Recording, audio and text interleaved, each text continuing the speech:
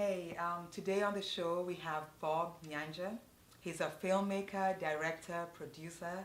You may know films like Captain of Nakara, Maloon, Ragged Priest, or if those don't ring a bell, you probably know Ridiculous and Churchill. Welcome to the show. Thank you. Glad to be here. We are so excited to have you here. Now, Bob Nyanja, tell us, who is Bob Nyanja?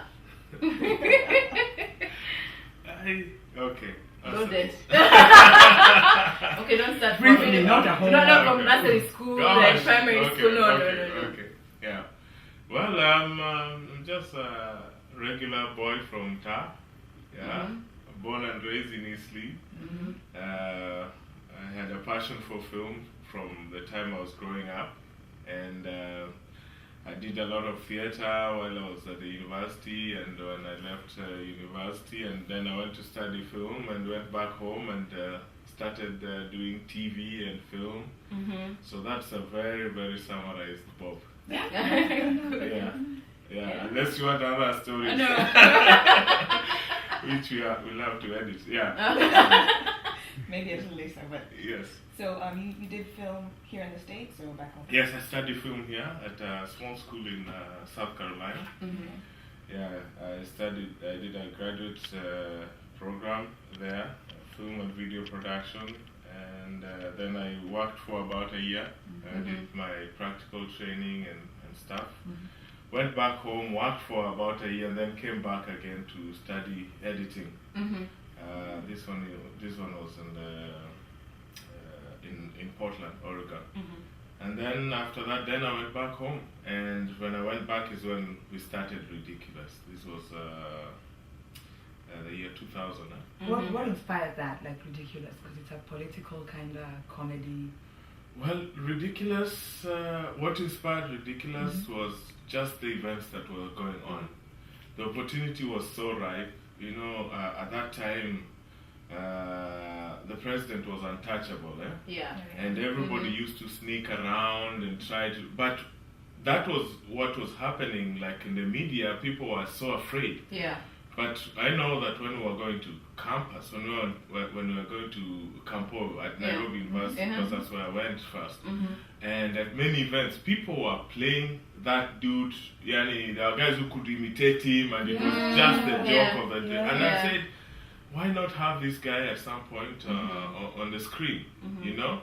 But because of the way things are, people had to be very careful. Right. Yeah, but when I discovered that actually Ridiculous, the group, who I'd worked with before doing other things, were actually doing that act so well, and it was so popular, I said, let's put this thing on main screen TV. Let's just put it out there for people to have it. And fortunately, no one came for our necks. With every episode, we used to sort of check your curtains, see if there's any strange car outside and all that. But it never happened. We were just, I guess they checked us out. They must have checked and said, they don't have any associations, there's no politician behind them, they're just some guys who are creating fun.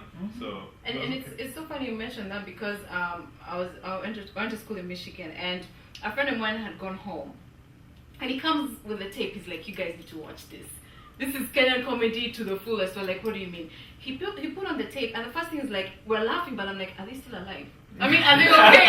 Because you're imitating President Moi. That's why people were scared of him, you know. Everything was done undercover, so like, this is on TV, and imitating the president. I mean, what has he got to say about it? Like, what? It seems laughable. They're enjoying it. Kenya was ready for that. You know, and the position. It's timing. It's timing. A lot of things depend on timing. I think we just came in at the right moment. And even Moi himself had loosened up a bit. He didn't. I don't think he found it threatening. As a matter of fact, he found it as he was a sly. He's always been a sly politician, and he saw that this is a way of me getting into people's life anyway. You know, and so he let it go. And I think you people like XYZ now, the show now. I think they kind of took off of that, you know, because it's also like a political little have been shown. Yeah. XYZ is doing pretty well. It's catching on. Yeah. It's catching on very well. So again, the inspiration comes from there. Okay, maybe you should touch on Churchill since we're how did you transition from that to Churchill Live? Well, Churchill Live, Churchill Live, between Churchill Live and Ridiculous, there's like a 7-year gap. Right. Yeah, because Ridiculous didn't really, I finished with Ridiculous in about 2002. That's when I moved on to doing other things. And then Churchill Live, we started it in 2008. And the reasoning is, the idea actually for Churchill Live is something that we had before, since during the time we were doing Ridiculous. And it was basically something that was brewing, and when we came here, we did many tours with Ridiculous around the States and all that kind of a thing. Yes, and during that time, we all used to sit together and watch TV and stuff like that. And for me, having been through the system here, I loved Jay Leno, and I always felt like this would really, really work for Kenya, So, of course, when Ridiculous was gone, and I kept on looking and trying to see who would be the best person to work with to create a show, a Kenyan Jay Leno type of show. Night show. Late night show. So, and there was no one until in 2007. Gosh, there was no one. There was nobody. Actually, there was. It was just like that. In 2007, Dan Ndambuki brought his DVDs from his 2 stories from Red Corner and stuff like that. He brought it to my studio to edit. Right. So while the guys were editing it in my studio, I sat there and I looked at every cut and everything, and I said, "This is the guy. This is the guy. This is the guy who can carry a Jay Leno type of show." So when we were doing a tour of the States in 2007, I was trying to sell Maloon at the same time Ridiculous was doing their last farewell thing. I came along with them, and we had planned that while we were here, we were going to work on this show, me and Ndambuki. But we were all over the place. I was running and stuff like that. So when we went back home, we said, okay, let's get down to this and do this seriously. So Dan at that time had left Radio Africa and had gone to work for NTV for Nation Media Group.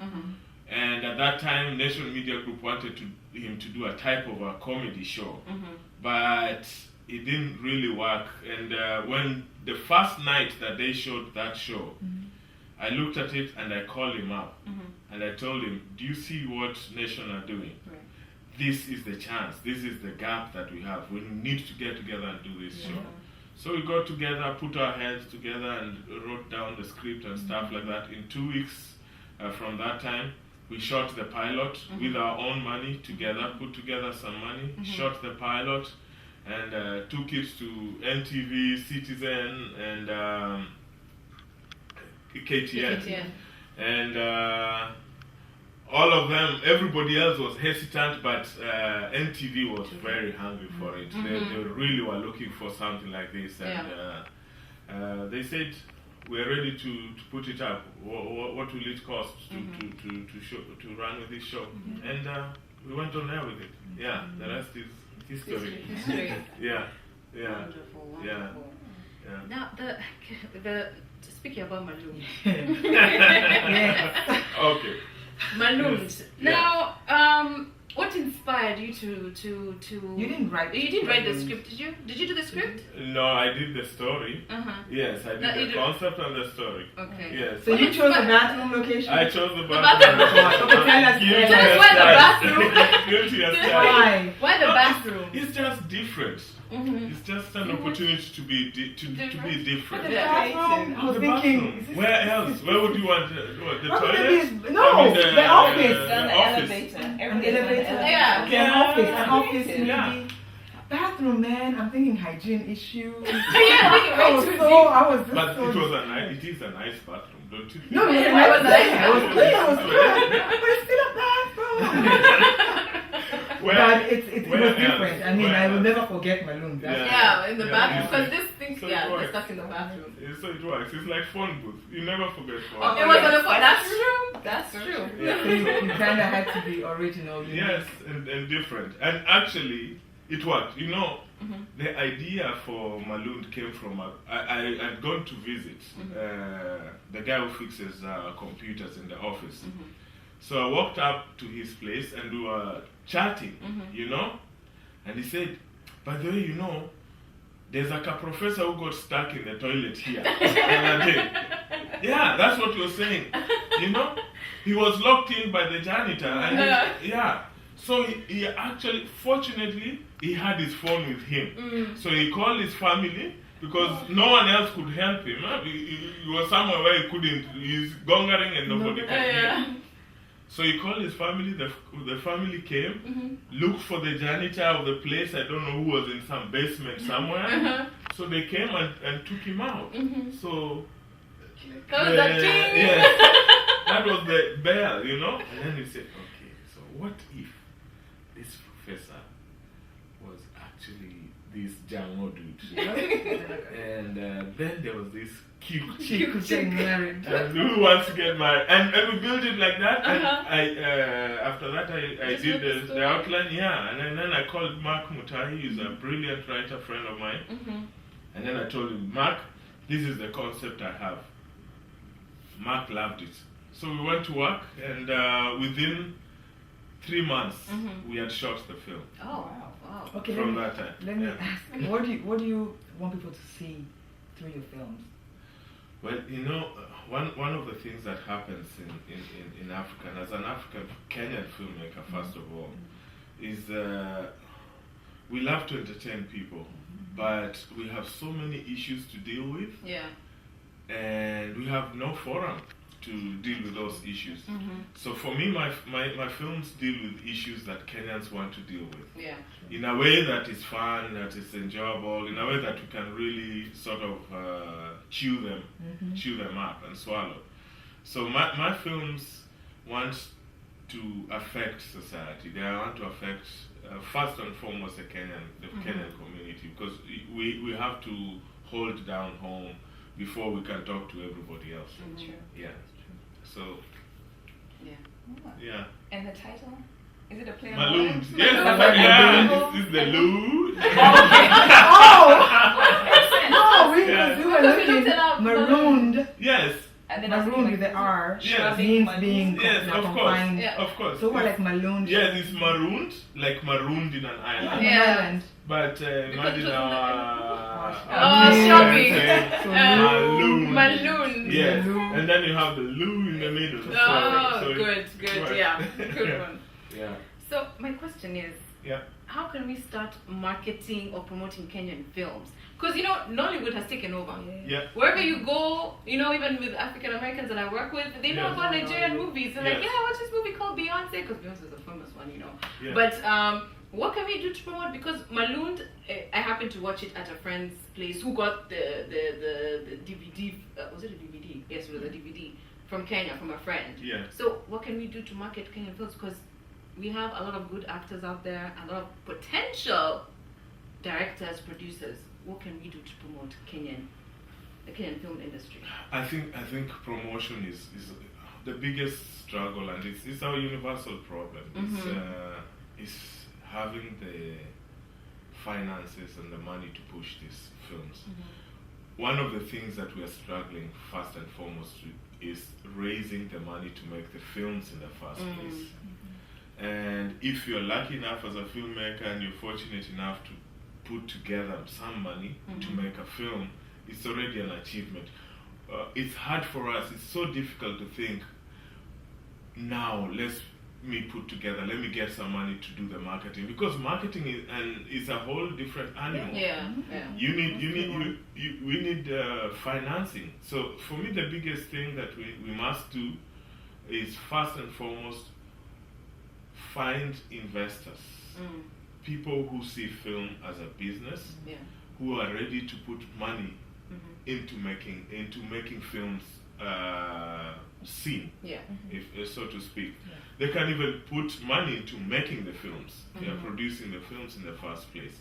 So we have to convince the people who are, instead of putting money into buying land and stuff, or buying ploties at home like a lot of you are doing here. Yeah. Say, put your money into making films. You can double it or triple it if you put it right and if you work it out right. The big start is convincing people who have money into investing in film. It's a worthwhile venture. Yeah. It's a worthwhile venture because we can't say how we're gonna market your film, because marketing means putting money and letting everybody know. Right. You know, and that's our struggle right now as filmmakers. We don't have the money to make the films in the first place, and when we're lucky to put it together and we make the film, we have nothing left over to now try and market it out there, sell it out there. Our hope is just that somehow we can show the films around home and a few people in the diaspora. But fortunately, what's happening right now is that the opportunity is opening up online. I think Netflix, everybody's so into Netflix and things like that. And Netflix type of online distribution platforms are coming up. So for us, that's a big hope. Because we don't really have to do a big cash outlay out there. Right. We can try some guerrilla social marketing and all that kind of a thing, and hopefully we will break even. But it's something that we're thinking about. We're putting our minds to it. It's our biggest problem that we are having to tackle right now.